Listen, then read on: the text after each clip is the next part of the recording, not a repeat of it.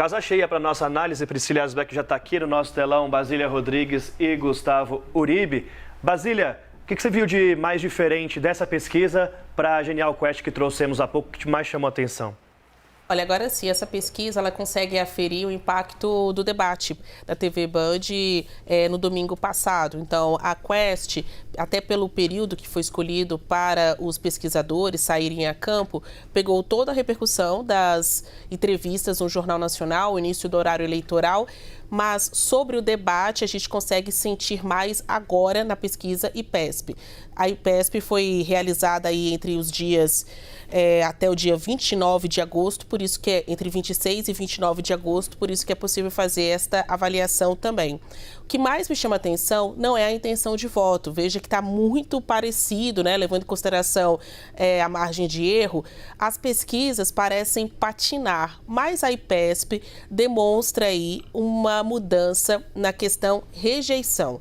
Ou seja, o presidente Jair Bolsonaro recuou 3 pontos no quesito rejeição, indo de 58% para 55%.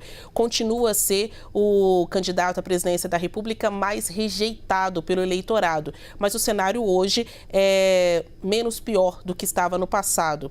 A única oscilação para cima, ou seja, aquele pré-candidato que teve uma oscilação mais pró-rejeição, foi o ex-presidente Luiz Inácio Lula da Silva. Ele vai de 43% a 44% de rejeição junto ao eleitorado. Ciro Gomes diminuiu de 40% para 39%, Tebet de 35% para 32%.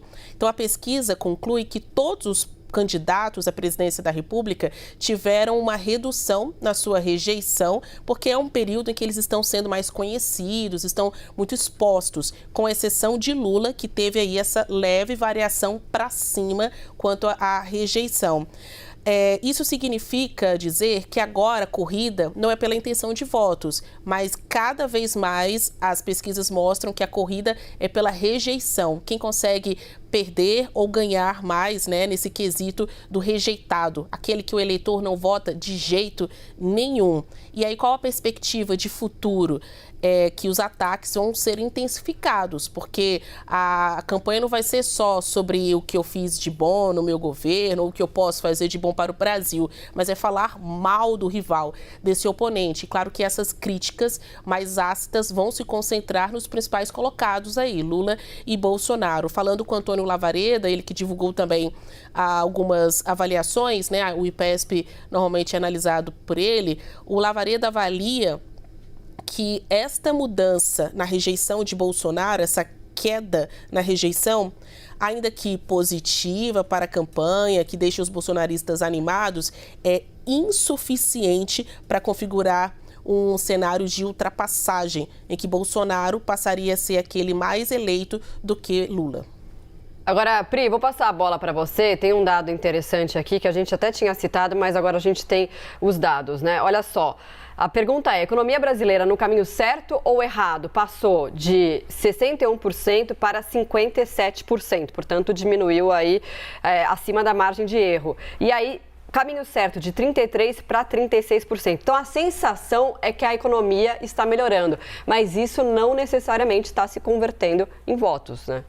Então tem esses dados interessantes, né? Economia no caminho certo ou errado. A gente falou mais cedo sobre a pesquisa da Genial Quest, que perguntava qual era a principal preocupação, que era economia, com o Felipe Nunes, inclusive, dizendo que a eleição vai ser definida por aquele candidato que a população achar que vai resolver mais os problemas da economia, porque é a pauta que mais aparece em todas essas pesquisas, quando se pergunta qual que é a principal preocupação do eleitor. E aí o que a gente tem de destaque, então, dessa pesquisa que acabou de sair do IPESP, é justamente essa questão da economia no caminho certo ou errado. Então, em janeiro eram 66% que diziam que estava errado e 26% certo. Agora 57% errado e 36% certo. Então, as curvas se aproximaram, né? Tem uma outra questão também que é a avaliação do governo. Ruim e péssimo caiu de 54% para 46%. Ótimo e bom subiu de 24% para 35%. E tem ainda um outro ponto que aí acho que explica um pouco pouco dessas outras duas perguntas,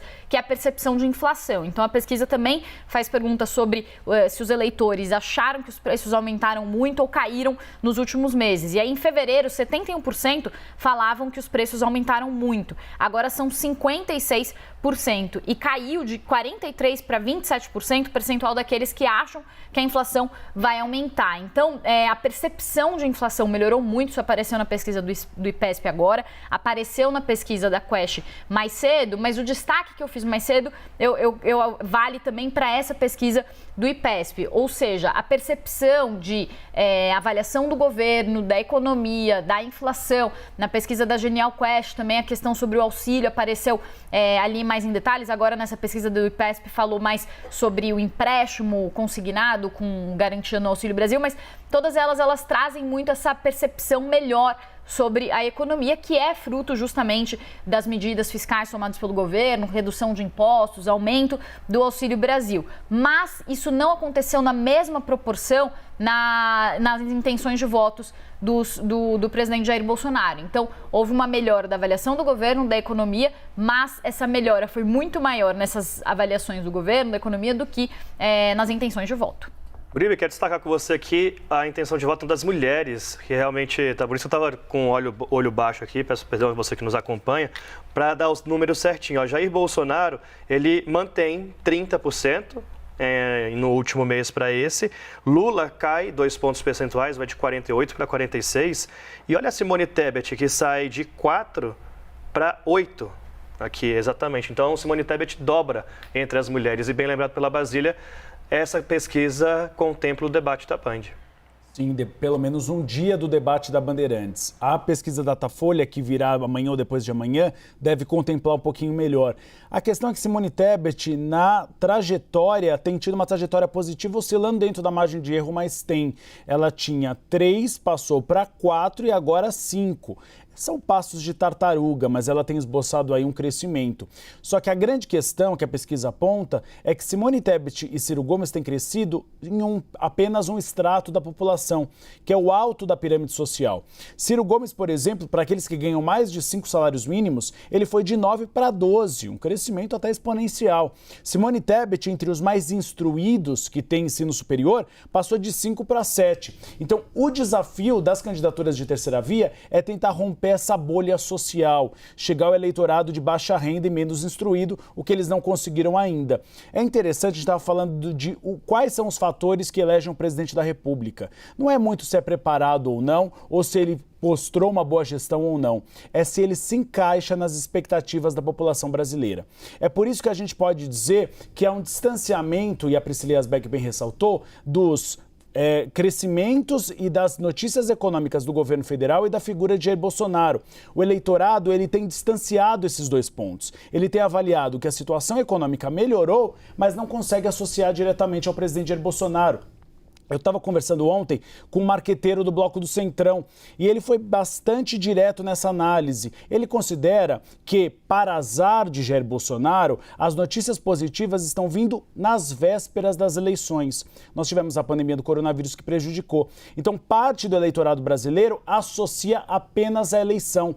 Não associa que nós passamos por uma pandemia do coronavírus e agora temos um crescimento econômico. Não, ele associa que é tudo interesse eleitoral. Por isso que o presidente Jair Bolsonaro não consegue, apesar das notícias positivas, crescer exponencialmente nas pesquisas de intenção de voto. Então o desafio agora vai ser sobretudo nessa linha. E pegando a Basília, que falou da guerra de rejeições, é porque nós temos uma campanha plebiscitária. As estratégias de segundo turno foram antecipadas para o primeiro turno. Ou seja, primeiro turno é a intenção de voto, segundo turno é quem tem a menor rejeição. E isso se antecipou.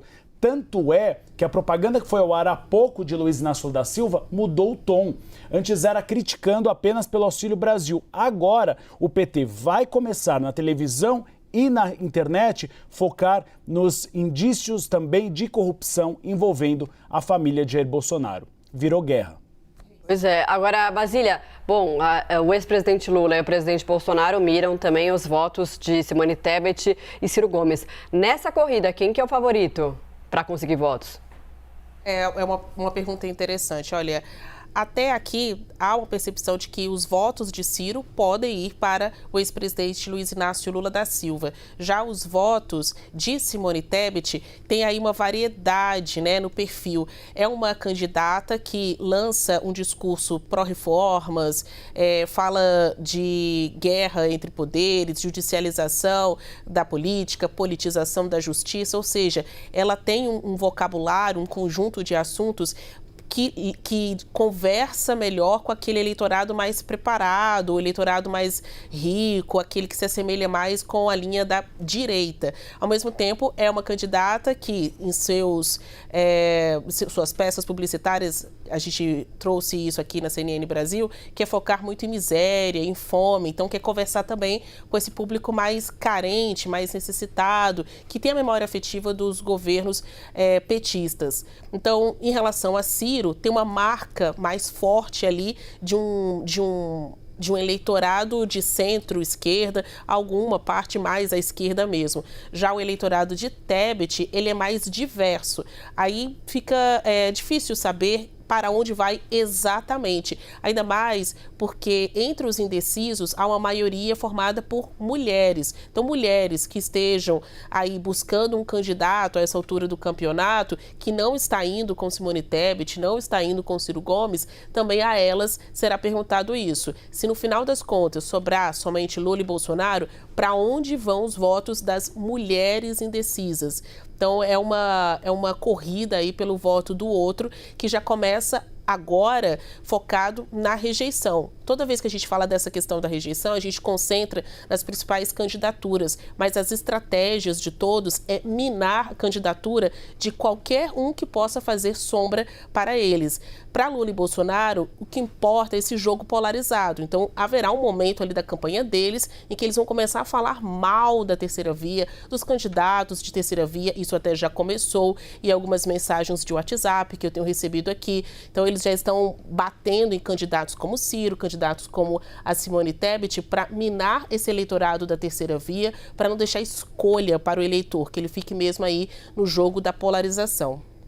Valeu, time. Obrigado pela análise dessa pesquisa.